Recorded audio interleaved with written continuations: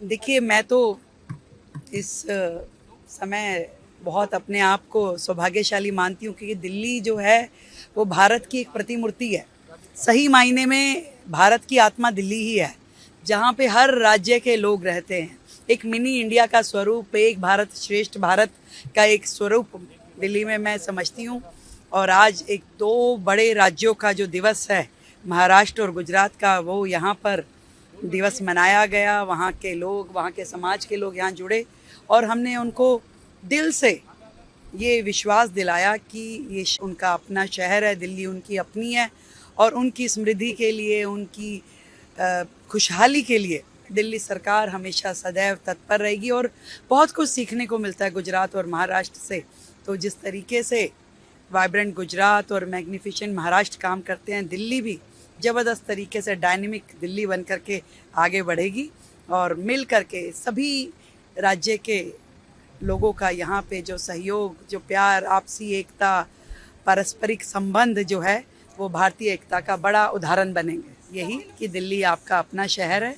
मन से रहिए, दिल से रहिए और दिल्ली की सरकार सदैव आपके साथ है। आपने देखा कि आज गुजरात और महाराष्ट्र दिवस को बहुत सादगी के साथ यहाँ पर मनाया गया, क्योंकि जो पहलगांव में जो घटना घटी है उसकी वजह से इस प्रोग्राम को थोड़ा शॉर्ट किया गया। कोई म्यूज़िकल प्रोग्राम्स नहीं किए गए।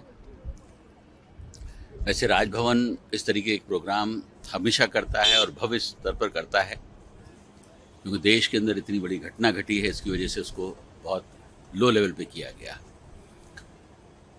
जैसा मैंने कहा कि गुजरात और महाराष्ट्र भारत की संस्कृति में, भारत की इकोनॉमी में बहुत बड़ा रोल अपना अदा करते हैं। महाराष्ट्र देश की इकोनॉमी का नंबर 1 स्टेट है, तो वहीं गुजरात नंबर 3। दोनों की अपनी खूबियां हैं, दोनों इंडस्ट्रीज़ के माने में बहुत आगे हैं। दिल्ली में गुजरात और महाराष्ट्र के बहुत सारे लोग रहते हैं, लाखों लोग रहते हैं एक्चुअली, जो यहाँ पर बिजनेस करते हैं और बड़े बड़े बिजनेस करते हैं। दिल्ली देश की राजधानी होने के नाते ये सभी का घर है। और मैं हमेशा से ये कहता हूँ कि दिल्ली को बनाने में किसी एक स्टेट, किसी एक कम्युनिटी का हक नहीं है, सभी का है और सभी ने इसको अपने अपने ढंग से सजाया और संवारा है। आज मुझे बड़ी खुशी है कि माननीय गृह मंत्री जी इस कार्यक्रम में आए। उन्होंने इस सीता पार्क को देखा, उसे सराहा। आज से 1.5 साल पहले ये वो जगह ऐसी थी जहाँ पर आना असंभव था, बहुत गंदी जगह थी। लेकिन इसमें कोई शक नहीं कि अगर आप इस बात का दृढ़ निश्चय कर लें कि हमें इस जगह को बनाना है, बदलना है, तो बदली जा सकती है। और यमुना इस वक्त हमारा सबसे बड़ा प्रोजेक्ट है, जिसको हमें क्लीन करना है। और यमुना के जो घाट हैं, यमुना से जुड़े हुए जो फ्लड प्लेन्स हैं, उनको क्लीन करना सबसे ज़रूरी है। तो आपने बांसेरा को शायद देखा होगा, उसको हम लोगों ने बदला है, असीता को बदला है।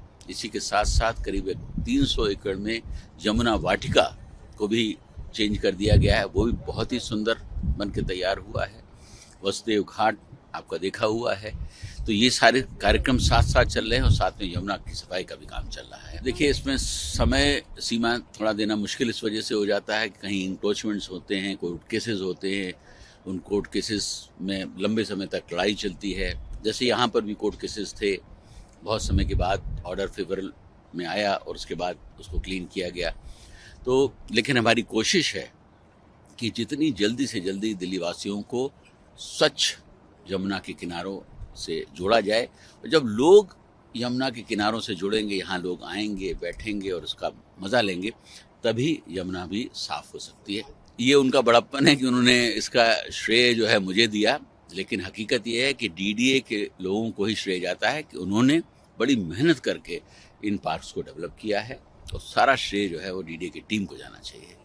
देखिए, भगवंत मान जी का, अरविंद केजरीवाल जी का, सत्येंद्र जैन जी का और मनीष सिसोदिया जी का आपस में कंपटीशन चल रहा है।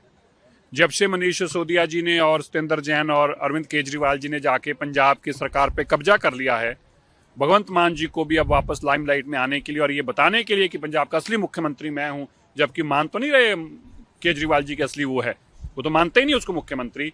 तो अब केवल और केवल ये नौटंकी और ड्रामा इसलिए किया जा रहा है, ना किसी का हक लिया जा रहा है, ना किसी का हक छीना जाएगा, ना छीनने की कभी को बात करता है। ये देश एक खूबसूरत देश है, ये डेमोक्रेसी से चलने वाला देश है। इस देश के अंदर सबके हक हकूक हैं, लेकिन गंदी राजनीति करते हुए पहले दिल्ली को उजाड़ दिया इस केजरीवाल ने, अब पंजाब को उजाड़ने चल पड़ा है केजरीवाल। ये केजरीवाल एक ऐसी बीमारी है, ये जहां जहां अरविंद केजरीवाल जाएगा ये वहीं वहीं पर ही लोगों का उजाड़ा करा के आएगा। इसलिए मैं तो भाई पंजाब वालों से एक ही बात कहता हूँ, ये अरविंद नाम आदमी से अपनी जान छुड़वा लो, वरना बड़ा महंगा पड़ेगा। नहीं तो दिल्ली वालों से आके पूछ लो, ये बेचारे 10 साल नरक भुगत रहे हैं, अगली बारी तुम्हारी है। पंजाब पुलिस पहले से भाखड़ा नंगल डैम पे थी, डिप्लॉयमेंट कैसी होगी? कहीं खाए पिए में बोल दिया होगा भगवंत मान जी ने, कुछ मुंह से निकल गया होगा तो फिर क्या करें, हो गया होगा तो हो गया होगा।